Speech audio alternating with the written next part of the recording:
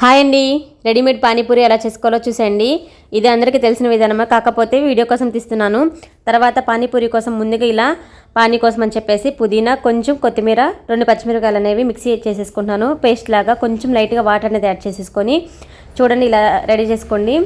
ఆ తర్వాత ఈ పేస్ట్ అనేది కొంచెం పక్కన పెట్టేసుకోండి. తర్వాత చాట్ కోసం అని చెప్పేసి ఉల్లగడ్డలు ఇలా చెక్ తీసేసుకొని ముక్కలుగా కట్ చేసేసుకున్నాను. అలాగే బఠానీ, కొంచెం వాటర్, లైట్గా సాల్ట్ అనేది యాడ్ చేసేసుకొని ఒక 4 విజిల్స్ అనేది రానిచ్చుకున్నాను అనమాట. ఎక్కువైనా రానిచ్చుకోండి, ఇబ్బంది ఏం లేదు, ఎందుకంటే బాగా మెత్తగా ఉడకాలి కాబట్టి. తర్వాత ఇవి శుభ్రంగా ఉడికిపోయినాక ఇలా చూడండి ఇలా అయిపోయినాయి కదా. ఇంకా దాన్ని పప్పు గుత్తితో అయినా ఎనుపుకోండి, లేకపోతే ఒక మిక్సీకైనా వేసేసుకొని పేస్ట్ లాగానే చేసేసుకోండి. అది కూడా కంప్లీట్ అయిపోయినాక ఇంకా బాండి పెట్టేసేసుకొని రెడీమేడ్ పానీపూరి ఉంటాయి కదా, అవి తెచ్చేసేసుకొని ఇలా ఫ్రై చేసుకున్నాం అనమాట. ఈజీగా పని అయిపోవడానికి ఇంట్లో కూడా చేసేసుకోవచ్చు, కాకపోతే ఇంకా రెడీమేడ్ తొందరగా పని అయిపోతుంది కాబట్టి అని చెప్పేసి ఇవి తెచ్చుకున్నాము. ఇవి కంప్లీట్ అయిపోయినాక ఇంకా పక్కన పెట్టేసేసుకొని ఇంకా చాట్ కోసం అని చెప్పేసి ఇంకా ఉల్లిపాయ, టమోటా, పుదీనా, కొత్తిమీర అవి కూడా కట్ చేసేసుకొని లైట్గా ఆయిల్ వేసేసుకొని ఇలా ఫ్రై చేసేసుకున్నాం అనమాట. 90% అనేది కుక్ అవనివ్వండి. ఆ తర్వాతే మనం ముందుగా స్మాష్ చేసుకున్న చాట్ అనేది ఉంది కదా, అది అనేది దీంట్లో యాడ్ చేసేసుకోండి. ఇందాక సాల్ట్ అనేది వేసుకున్నాం కాబట్టి చూసుకొని కావాలంటే యాడ్ చేసేసుకోండి, సాల్ట్ లేకపోతే లేదు.